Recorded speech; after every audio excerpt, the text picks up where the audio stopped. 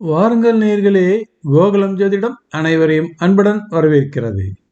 நாம் இந்த பதிவில் பார்க்க இருப்பது வழிகாட்டும் திசைகள்.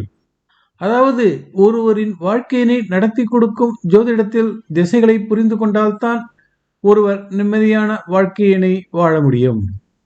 ஒரு சிலருக்கு நிம்மதியான வாழ்க்கை கிடைத்து விடுகிறது, அவர்களுக்கு ஜோதிடத்தினை பற்றிய சிந்தனையே வராது.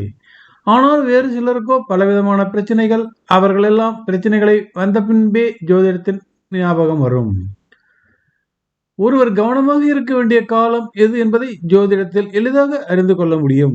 அப்படித்தான் ஒருவருக்கு பிரச்சனைகள் தரக்கூடிய திசைகள் நடந்தால் எந்த விஷயத்தினும் யோசித்து முடிவெடுக்க கால அவகாசம் கிடைத்துவிடும். ஒருவரின் ஜாதகத்தினை பார்த்தவுடனே அவர் பிரச்சனைகளை சந்திக்க வைக்கும் கிரகங்கள் இருக்கிறதா என்பதை தெரிந்து கொள்ள முடியும். அப்படித்தான் பிரச்சனைகளை தரும் கிரகங்கள் திசை நடந்தால் கண்டிப்பாக அவர் பிரச்சனைகளை எதிர்கொள்ள நேரிடும். கூடிய மட்டும் பெரிய முதலீடுகளில் அந்த காலகட்டத்தில் ஈடுபடாமல் ஆன்மீக நாட்டமும் ஆன்மீக செலவுகளையும் செய்து பிரச்சனைகளிலிருந்து தப்பித்துக் கொள்ளலாம். அப்படிப்பட்ட ஒரு ஜாதகத்தினை இப்பொழுது பார்க்க இருக்கிறோம்.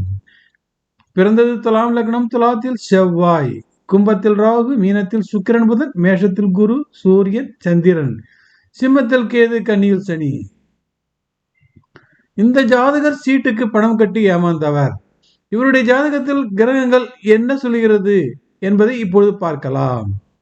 துலாம் லக்னத்தில் பிறந்தவருக்கு 6ஆம் இடத்தில் சுக்கிரன் உச்சம், புதன் நிச்சபங்க ராஜயோகம். இவருக்கு விரையாதிபதி புதன் 6இல் அமர்ந்திருப்பது பின்னடைவாகும். அதாவது லக்னத்துக்கு விரையாதிபதி, துலாம் லக்னத்துக்கு விரையாதிபதியான புதன் 6இல் அமர்ந்திருப்பது பின்னடைவாகும். துலாம் லக்னத்திற்கு 6ஆம் இடத்தோன் மீனத்திற்கு விரையாதிபதியான சனி லக்ன விரயத்தில் அமர்ந்திருப்பது பின்னடைவாகும்.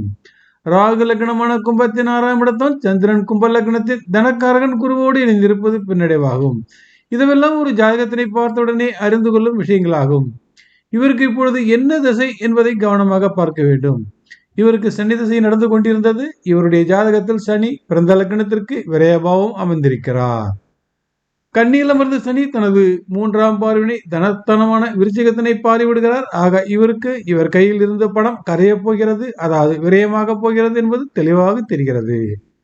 இப்பொழுது தசா லக்னம் அமைத்து பலன்களை பார்ப்போம். சனி அமர்ந்த வீடே தசா லக்னமாகும், அதாவது கன்னி லக்னம். தசா லக்னமான கன்னி லக்னத்திற்கு 6ஆம் இடத்தோன் சனியே வருகிறார். தசா லக்னமான கன்னி லக்னத்திற்கு 7இல் பாதகாதிபதி புதன் அமர்ந்திருக்கிறார். அதாவது லக்னாதிபதியை பாதகத்தில் பெரும் பிரச்சனைகள் பண விஷயத்தில் வரப்போகிறது என்பதை அடையாளம் காட்டுகிறது. தசா லக்னமான கன்னி லக்னத்திற்கு கடும் பாவியான செவ்வாய் கன்னிக்கு 2இல் வந்து சனி திசையில் பணம் இழப்பு, பண வழியில் பிரச்சனைகள், பண வழியில் சிக்கல்கள் என தெளிவாக சுட்டி காட்டுகிறது.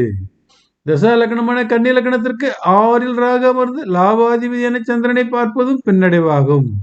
தசா லக்னமான கன்னி லக்னத்திற்கு லாபாதிபதியான சந்திரன் 8இல் மறைந்து சந்திரன் அமர்ந்த மேஷத்திற்கு விரயபாவ அதிபதியான மீன குருவின் இணைவினை பெற்றது பெரும் ஏமாற்றம் தரும் அமைப்பாகும்.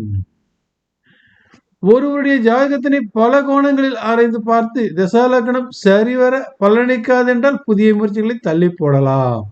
ஆனால் இதனை கவனமாகவும் தீவிரமாகவும் ஆராய வேண்டும். ஒருவருக்கு பிரச்சனைகள் வரப்போகிறது என்றால் கிரகங்கள் தெளிவாக சொல்லிவிடும்.